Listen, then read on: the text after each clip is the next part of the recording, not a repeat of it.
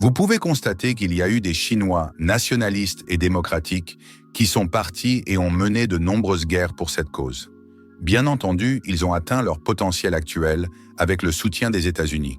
Au cours de l'histoire récente, les États-Unis ont souvent, sinon directement, soutenu Taïwan parce que l'île est le centre névralgique du commerce maritime en Asie. En fait, le marché du Japon, de Taïwan et des Philippines est le point central du commerce entre l'Asie et le monde.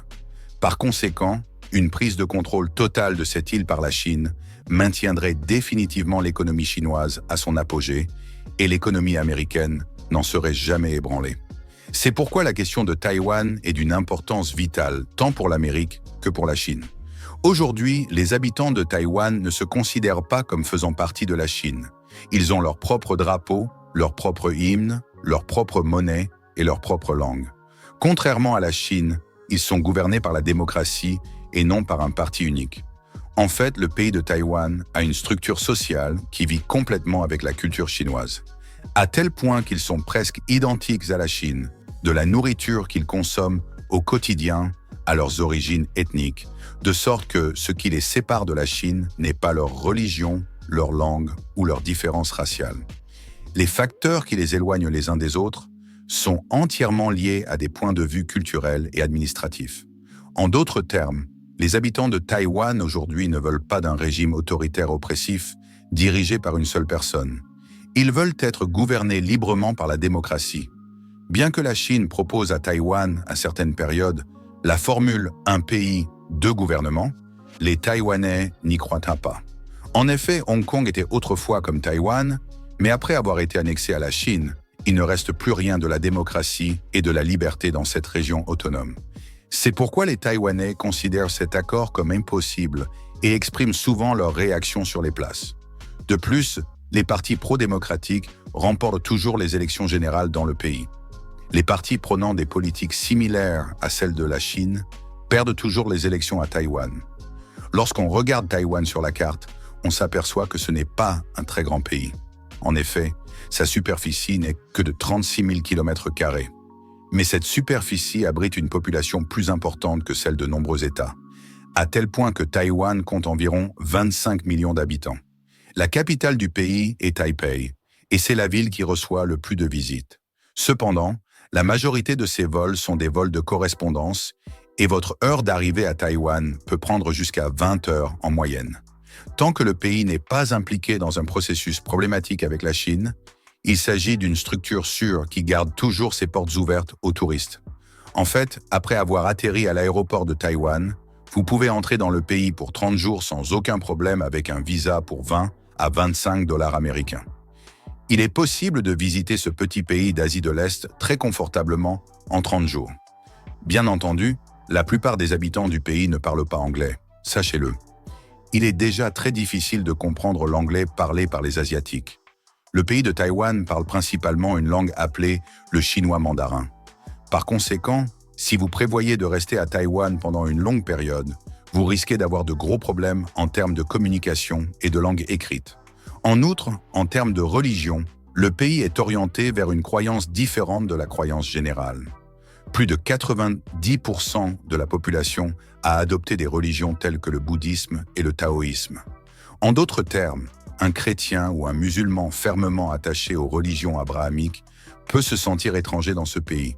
Toutefois, les possibilités offertes par le pays sont telles que l'on se prend à rêver de vivre à Taïwan, malgré le danger que représente la Chine. Dans ce pays, beaucoup de choses fonctionnent sur des cartes. Par exemple, personne ne se préoccupe de sa santé à Taïwan, car l'assurance maladie est supervisée par l'État. L'État taïwanais délivre une carte de santé aux personnes vivant dans le pays, et grâce à cette carte, vous pouvez bénéficier de tous les services de santé du pays, presque gratuitement. Vous ne devez payer qu'une somme très modique pour les services dont vous bénéficiez. Supposons que vous viviez dans la capitale Taipei. Vous pouvez utiliser tous les transports publics de la ville avec une seule carte appelée U-Bike. Les gens montent dans les transports publics par l'avant et bénéficient des services en imprimant une carte. En d'autres termes, il n'est pas nécessaire de porter une carte distincte pour le métro et une autre pour les bus. En outre, le transport à vélo est également encouragé dans le pays pour un environnement sain. à tel point qu'il est possible de louer un vélo dans des points vélos situés dans certains quartiers de la ville, avec la carte que vous utilisez dans le métro ou le bus. Par conséquent, une personne qui souhaite vivre à Taïwan peut facilement gagner sa vie si elle est experte dans n'importe quelle profession et possède un permis de travail. En raison de cette abondance de salaires, l'économie artisanale du pays est généralement basée sur la restauration de rue. Les Taïwanais ne se soucient pas de cuisiner à la maison. En fait, la plupart d'entre eux ne savent même pas comment cuisiner chez eux. Au lieu de rentrer chez eux après le travail et de cuisiner, les gens sortent manger puis rentrent chez eux et consacrent leur temps à leur plaisir personnel. Une autre raison pour laquelle les gens ne veulent pas cuisiner à la maison est qu'ils pensent qu'il est plus économique de manger à l'extérieur que de cuisiner à la maison. En effet, la nourriture n'est pas difficile à obtenir dans ce pays en raison de l'abondance de l'agriculture. On dépense plus par unité, mais on gagne plus par unité en termes de revenus. Cependant, il n'est pas possible de dire la même chose des loyers à Taïwan. Il existe généralement deux types de logements dans le pays. Tout d'abord, les appartements où les chambres sont partagées. Ces logements sont généralement préférés par les étudiants et les immigrés. En d'autres termes, les gens ont leur propre chambre et leur propre toilette dans une maison et ils partagent la cuisine. Ces logements sont économiquement abordables, mais si vous êtes une famille de 2 à 3 personnes et que vous cherchez une maison de 80 à 90 mètres carrés, les loyers dans la capitale commencent à partir de 30 000 $ taïwanais. Comme les loyers sont très élevés dans la capitale, les gens louent des maisons à 20 à 30 minutes des villes, ce qui leur permet d'avoir des loyers plus abordables. En fait, il y a un problème à Taïwan. La superficie du pays est petite, mais 25 millions de personnes y vivent. Ils ne touchent pas aux espaces verts naturels et ne sont pas disposés à construire des immeubles de grande hauteur comme des gratte-ciel. C'est pourquoi le montant des loyers atteint des sommets, car il n'y a pas d'abondance de logements dans le pays. De même, les problèmes de circulation sur les routes ne cessent de s'aggraver, à tel point que si vous avez une voiture et que vous vous rendez au travail, vous ne trouvez pas de place de parking à l'arrivée. Surtout dans la capitale, les bords de route sont remplis de véhicules garés d'un bout à l'autre. Les gens ont un pouvoir d'achat élevé et achètent des véhicules, mais le pays est petit et l'installation de ces véhicules sur les routes est un grand défi pour eux. L'idée que les gens se font du divertissement est de s'amuser comme des fous dans les boîtes de nuit. Il existe une règle non écrite concernant les pays asiatiques, selon laquelle les habitants de cette région géographique aiment vraiment la vie nocturne. Il est même possible pour les hommes d'entrer seuls dans les boîtes de nuit du pays. En outre, des boissons gratuites sont offertes à l'entrée. L'objectif est d'inciter les gens à rester dans l'ambiance et à boire davantage. L'image des gens montre qu'ils sont jeunes et surtout que les femmes sont extrêmement soignées et habillées avec soin. Les clubs taïwanais sont donc des lieux d'amusement permanents et tout le monde est satisfait de la situation. La chose la plus évidente que vous remarquerez en vous déplaçant dans les villes est que vous rencontrerez de nombreux temples sur votre chemin. Dans ce pays, le concept de croyance revêt une grande importance dans la vie des gens. C'est pourquoi les Taïwanais se rendent dans ces temples sur la route pour y pratiquer leur culte. Visuellement, les temples sont très propres et bien entretenus. Le fait que les gens soient si attachés à leur religion a également conduit à la formation de certaines superstitions. De loin, les Taïwanais semblent tout à fait normaux, mais lorsqu'on se lie d'amitié avec eux et qu'on commence à explorer leur monde, on se rend compte que presque chaque personne a des obsessions psychologiques. Par exemple, les personnes âgées n'acceptent pas de recevoir des montres en cadeau, car le concept de montre évoque des funérailles à Taïwan et met les gens d'humeur pessimiste.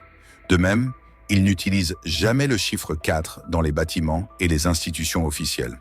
En d'autres termes, ils ont supprimé le chiffre 4 de leur vie. Car dans la culture chinoise, le chiffre 4 est synonyme de mort. Si l'on fait abstraction des superstitions, on constate que les professions à Taïwan sont également exemptes de sexisme.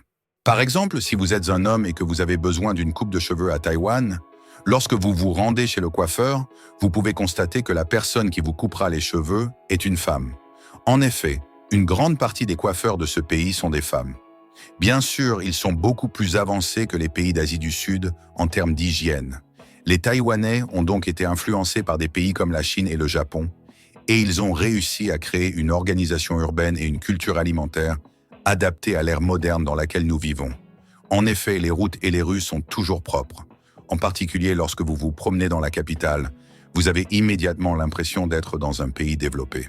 Ce qu'il y a de bien avec les villes, c'est que la vie ne s'arrête jamais. Vous pouvez trouver tout ce dont vous avez besoin dans les rues 24 heures sur 24, 7 jours sur 7, y compris de la nourriture de rue et des produits d'épicerie. En fait, les répulsifs anti-moustiques sont l'un des produits les plus populaires que les gens achètent au milieu de la nuit. On peut dire que le problème des moustiques à Taïwan est en effet un gros problème, le cauchemar des gens pendant la journée. L'une des raisons de cette situation est qu'il existe à Taïwan un grand besoin de protéger la nature. Les gens essaient de ne pas détruire ou endommager ce qui appartient à la nature. L'exemple le plus visible est la présence d'une grande quantité de verdure dans les villes. Lorsque vous voyagez à Taïwan, votre environnement n'est pas constitué de gratte-ciel et d'immeubles comme en Corée du Sud. Des arbres et des plantes luxuriantes vous accueillent à chaque pas. Bien entendu, dans un pays où la nature se mêle à la ville, les petites créatures telles que les moustiques ne manquent pas et affectent directement la vie urbaine des gens. Mais je peux clairement dire que les Taïwanais sont vraiment heureux. Ils ont un problème comme la Chine, mais cette situation ne se reflète pas dans leur vie quotidienne. En effet, le pays dispose d'un système économique développé et d'une vie confortable. Il n'y a jamais de pauvreté et les gens n'ont pas de problème de subsistance. Par exemple, lorsque vous achetez un produit électronique ou des vêtements et des chaussures d'une marque célèbre, vous pouvez voir l'inscription Made in Taiwan. Cela s'explique par le fait que la plupart des produits électroniques dans le monde sont fabriqués dans les pays asiatiques. L'un de ces pays est Taïwan, dont l'économie est basée sur la production. Le problème n'est pas seulement économique, les gens sont aussi éduqués culturellement. Dans les sociétés qui ont déjà un passé historique complexe, le niveau de perception et d'éducation de la population est également élevé, car le processus de structuration commence plus tard. Une autre caractéristique des gens est qu'ils ne se mettent pas en avant émotionnellement. En d'autres termes, les Taïwanais ne montrent pas ouvertement de signes d'amour, même à leurs propres enfants. Si vous êtes invité dans une famille taïwanaise, vous verrez que les parents laissent leurs enfants tranquilles et ne les dérangent pas trop. Par conséquent, même si les Taïwanais aiment d'autres personnes, ils ne montrent pas beaucoup leur amour. En ce sens, ils ont une structure sérieuse et froide. Nous pouvons également en voir un exemple dans des pays comme le Japon et la Corée du Sud. Pour se faire une idée du niveau d'éducation des gens, on peut citer l'exemple du manque de déchets dans les rues. Dans ce pays, il n'y a pratiquement pas de déchets sur les routes, mes amis. L'absence de toute autre chose dans les rues peut également attirer votre attention. Si vous n'aimez pas les animaux errants et que vous avez peur d'eux, vous aimerez peut-être Taïwan dans ce sens. En effet, le nombre d'animaux errants à Taïwan est assez faible. Les gens ont généralement des animaux de compagnie et on ne voit pas beaucoup d'animaux errants dans les rues. Le nombre de chats et de chiens dans les rues de Taïwan est donc très faible. Bien sûr, ils vivent toujours dans des maisons standards de 60 à 70 mètres carrés. En outre, comme Taïwan est situé dans une zone géographique de mousson, de fortes pluies et des tempêtes peuvent se déclencher à tout moment dans le pays. C'est pourquoi les gens ferment généralement leurs balcons. Comme leurs maisons sont déjà très petites, leurs balcons le sont également. Les gens n'ont pas popularisé l'utilisation des balcons afin de faire de la place pour leurs maisons et d'éviter que leurs balcons ne soient mouillés par la pluie. En outre, il n'y a pas de culture de la moquette dans les maisons. En d'autres termes, lorsque vous vous rendez chez un Taïwanais, vous ne verrez probablement pas de tapis ni de moquette. L'humidité est en effet très élevée dans le pays.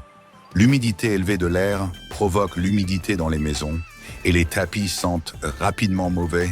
C'est pourquoi il existe à Taïwan une culture de vie spécifique au climat et les gens ne préfèrent pas utiliser de tapis. L'humidité élevée dans le pays a conduit les gens à utiliser l'air conditionné. Par conséquent, presque toutes les familles taïwanaises disposent d'un système de climatisation dans leur maison, car elles ne veulent même pas envisager de passer une période estivale sans climatisation. En résumé, Taïwan est un pays où il fait bon vivre, mais géographiquement, le climat et les problèmes avec la Chine peuvent gâcher votre plaisir.